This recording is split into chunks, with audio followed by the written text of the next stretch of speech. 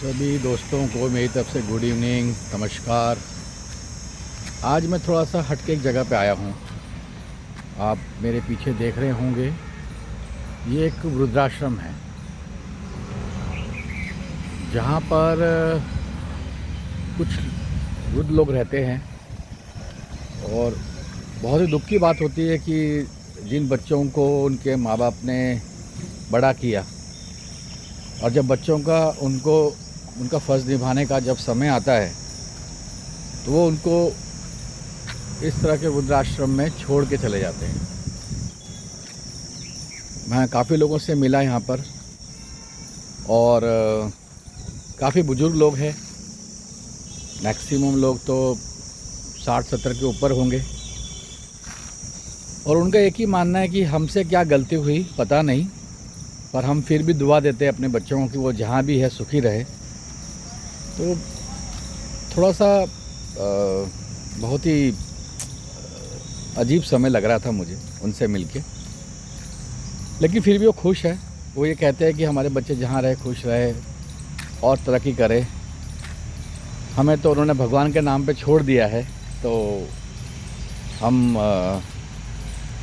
जी लेंगे जो कुछ साल बचे हैं जीवन के।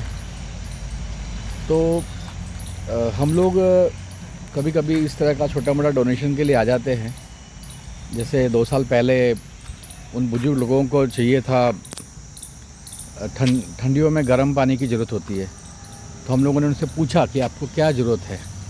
तो उन्होंने बोला कि अगर गीज़र मिल जाए पानी का तो हम उससे क्या हो, उनको नहाने धोने में सहूलियत होगी। तो हम लोगों ने कंट्रीब्यूशन करके एक 2-3 गीज़र दिए थे।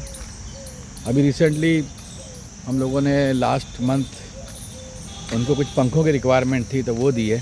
हमने और पूछा उनसे कि और क्या कर सकते हैं आपके लिए, क्योंकि मेरी वाइफ़ का ऐसा मानना है कि हम जब पे बाहर खाना खाना जाते हैं 2-3 हज़ार रुपये वहाँ खर्च कर लेते हैं, मूवी में खर्च कर देते हैं।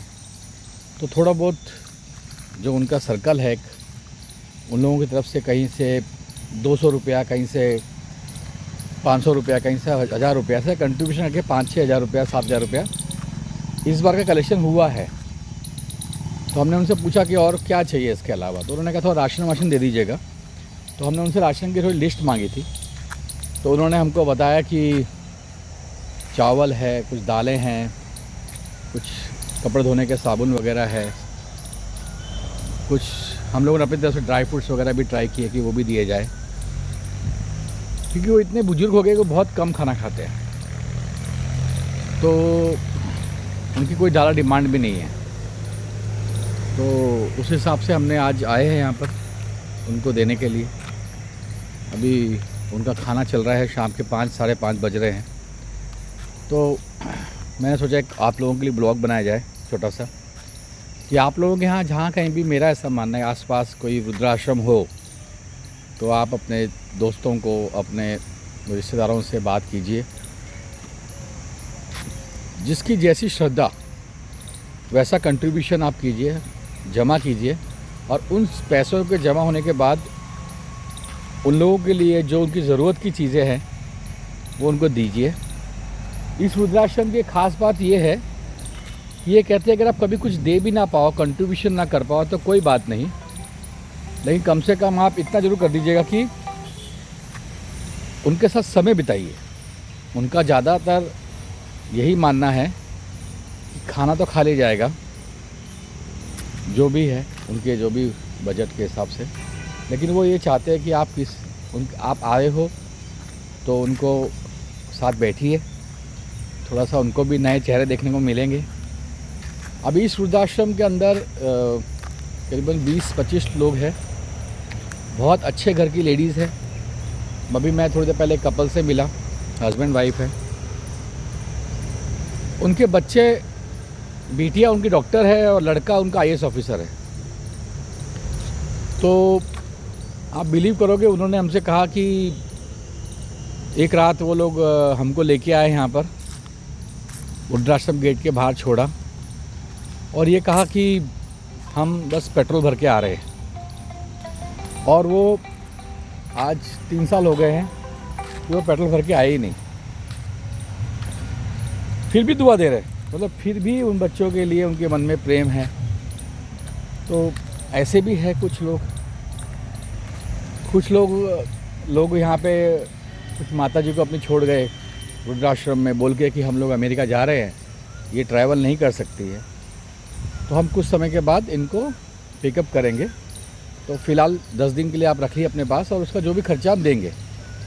तो 10 दिन का पैसा दे के गए, उनका थोड़ा ध्यान रखे हिसाब से। और इस बात को 6 साल हो गए, वो माता जी आज भी अपने बच्चों का वेट कर रही है। इतनी उम्र हो गई तो उन्हें एड्रेस भी नहीं पता। तो ऐसे बहुत सारे अलग अलग है स्टोरियाँ जो आप सुन के एकदम हिल जाएंगे। ऐसे पूरे देश में काफ़ी जगह वृद्धाश्रम होंगे। तो जो लोग मेरे वीडियो देख रहे हैं, तो मेरा ऐसा मानना है कि अगर वो थोड़ा सा अपने बिजी शेड्यूल में से कभी सैटरडे या संडे के दिन अपने दोस्तों से जब मिलते हो आप लोग, तो उनको थोड़ा अवेयर कीजिए कि अपनी थोड़ी श्रद्धा से अपना कुछ पैसा कंट्रीब्यूट कीजिए। और इस तरह का जो भी आश्रम आपके घर के आसपास है, वहाँ पे आप कभी कभी महीने 2 महीने में जैसे आपका मन करे, जब आपके थोड़े पैसे जमा हो जाए, तो आप उनको जो भी आपसे मन पड़ता है वो करना चाहिए। तो बस छोटी सी एक रिक्वेस्ट थी आप लोगों से।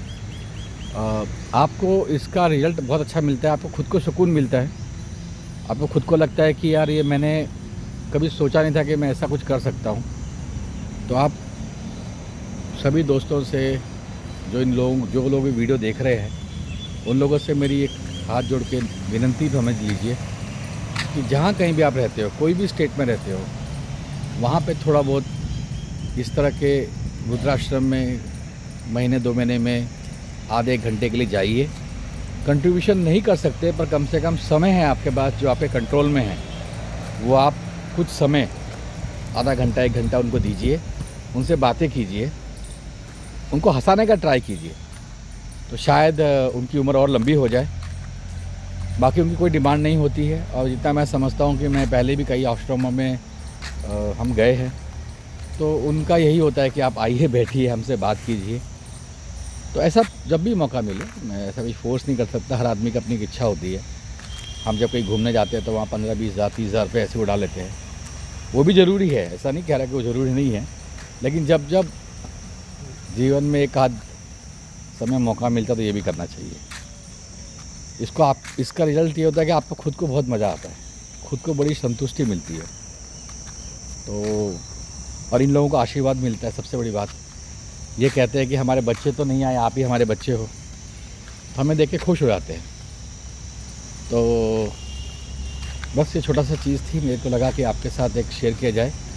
मैं थोड़ा सा आपको एक बार जहाँ वो रहते हैं अंदर तो नहीं दिखा पाऊँगा, क्योंकि अंदर शायद वीडियोग्राफी अलाउड नहीं है, पर मैं आपको थोड़ा सा बाहर का एक हाथ से, ये ऐसा है इनका एरिया, यहाँ वो लोग वॉक वगैरह करते हैं। ये भी है, यहाँ झूले वूले हैं उनको बैठने के लिए। कुछ लोगों ने झूले, कुछ लोगों ने चेयर भी डोनेट की होती है। तो मेरे हिसाब से जिसकी यही श्रद्धा वैसे काम कर सकते हैं, तो करते रहना चाहिए। चलिए मिलते हैं बहुत जल्दी। Thank you very much.